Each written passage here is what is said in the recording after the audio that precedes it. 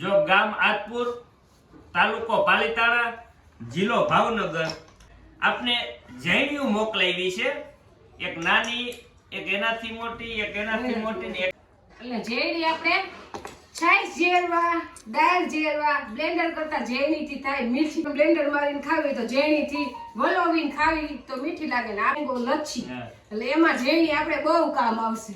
એટલે જે કોઈને આ જૈની મંગાવી હોય તો કોન્ટેક્ટ નંબર આપેલો હોય છે, એમાં કોન્ટેક્ટ કરે એટલે ઘરે પહોંચી જાય ને જૈની।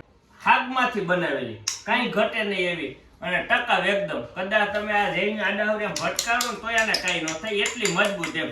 એટલે આપણે દેશી પદ્ધતિથી આપણે સાઈસ આમ જેરવી હોય ને, થોડીક હોય ને, તો અમે તો પ્રેક્ટિસ કરી લીધી, દહીં સાઈસ બનાવી, બહુ મજા આવી।